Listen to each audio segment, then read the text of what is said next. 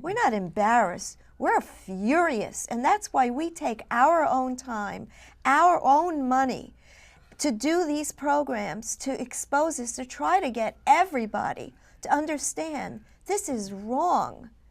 These are wars of aggression being fought in violation of international law, the UN Charter, and even the U.S. Constitution. Over 650,000 Iraqi civilians have been killed, and there's no telling how many more are going to die in this unworthy cause. Right, there were just 300 that were dead as of yesterday that died. In the same vicinity where John McCain said it was very safe to shop. No, civilians, Iraqi civilians that were killed yesterday. And the puppet president we have, Mr. Bush, he knows very well, and he's just a puppet. I mean, there are people higher than him that are pulling his strings. But our government that is causing all this knows that the Americans, the majority of Americans, do not want this war. Now, if we don't want the war, and we're hiring these government officials as our servants, we're paying them out of our tax money, we're not getting what we want. Why is it people aren't uniting and saying, stop it, enough? I would suggest reading Henry David Thoreau's essay on civil disobedience, where he says that citizens have the right to withhold their consent, to withhold their taxes, to not comply with these unjust orders of this criminal government. Well, if the people out there were not cowards and we all stuck together as one unit instead of fighting amongst each other, which the government makes sure that we do all the time. That's why they've created so many religions and racism and all that, so we're always sparring. But if we all stuck together and stopped paying our taxes, they would fall. Let me just ask a question. Yes. Sure, one question. Okay. Go ahead. Oh yeah. My other question is on the running for president. Why can't we have at least one person, maybe someone in this audience, or maybe one of you people will say it, in the United States of America, can you be president of the United States if you're not a millionaire? The answer is no. Anybody answer the question? I'll answer the question before he does. If you have to be a it's not to say that all millionaires are not good people.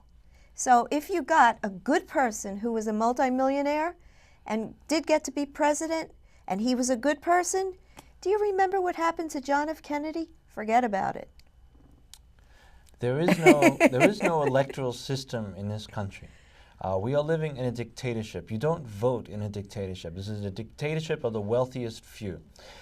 We would be better off selecting our Congress by picking names of towns out of a hat and then finding the telephone book from that town, putting it up on a wall and throwing a dart, opening it up to a random page and throwing a dart at that phone book. And we would select a government. We'd be able to select a government that way that would represent the people of this country. Those people of moderate means. The median income in this country is $48,000.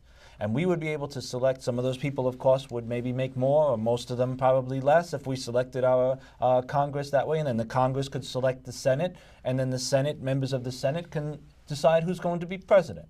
And that would be a better system, a more just system. And the people of this country would be represented more fairly and equitably than this group of Gangsters. high-powered They're gangsters and corporate hoodlums. criminals. I just have to ask, what year was Thoreau penned Civil Disobedience? 1840, I believe. 1840. That's just when the Don't quote me on that. But that's just when the United States is taking over the Indian territories. They're moving west of the Mississippi. The Indian Relocation Act of 1810, and then another one forcing them further to reservations in the 1880s, I believe. Right, but 1839 is when they'll make the official long walk and they'll go along the Oregon Trail. So, Dr. Fetzer, how would you answer the caller about would you run for president? Well, yeah, I'm sure I'd. Get him some water. My wife has told me I can't get anywhere near politics because I step on too many toes. I speak the truth, the blunt truth as I understand it. So I think that's not a future for me, but I'd certainly be willing to support someone who is independent minded minded. And we have a few occasional representatives like Dennis Kucinich, for example, who are exercising their intellect, and Ron Paul from Texas. That's right. The only one to vote against the Patriot Act. But they won't make it. And yet, when it came time during the last Democratic National Convention in Boston 2004, when it came time to stand up for his supporters who attempted to come into the Democratic National Convention in Boston with signs that said peace on them, right? And Kucinich, one of his ideas, to create a Department of Peace. Those people were driven out of the arena, and Kucinich acquiesced. So, not to step on your toes about Dennis Kucinich, I'm sure he's a very fine person, but... Well, he may not be perfect, but he's way ahead of the rest of the crowd. he sets forth some important ideas. I'll give you that much. So what do you have to say, Dean? Well, I'm always say follow the money, you know, and I think that if we have to get the issue of 9/11 to the public, the first thing that is going to wake up the public is the fact that that money could have been spent somewhere else, that it was the money that was taken out of our pockets, out of our children's mouths, out of our children's education. If you want We want to really go deeper than that, because it's not supposed to be a war. In fact, most human beings don't want any war ever. But I'm It's saying why if would you you want wanna to kill justify, We have a caller. Oh, hello. Yes, I hi. just turned my television down, so hopefully you won't get the feedback that the previous call had. Thank you. Great panel. I'm a big fan of, of C-SPAN, so I'm thinking this is a C-SPAN level panel, so I was very impressed. My question is, you all were saying a lot of great things, a lot of things that I agree with. don't worry, it's the CIA. Oh, yeah, there we go. Okay. I just muted my telephone, so we shouldn't have that, or my television, so we shouldn't have that problem. The question is, my brother, believes that 9/11 was a government conspiracy, and he also believes a lot of other things that are great and I think are very valuable to discuss. But do you think there's any value strategically in, whether it's true or not, in dropping the 9/11 conspiracy argument and just focusing on other issues of concern to the people, whether it's true or not, just dropping it and looking at other things? Oh, how can we drop it when people are dying every single day? Remember, it's been used to justify virtually every action by the Bush administration, from the passage of the Patriot Act to the Military Commissions Act to putting the country under a nationwide surveillance to conducting these illegal, immoral wars.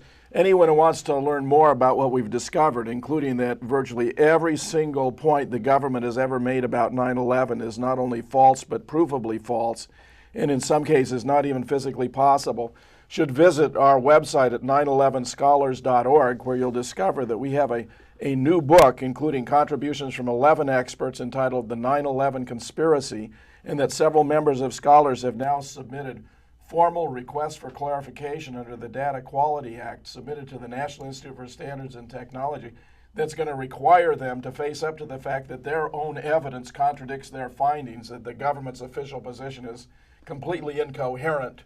And because these are legal filings, we hope that it is going to bring about a change. This is a major development in 9/11 research.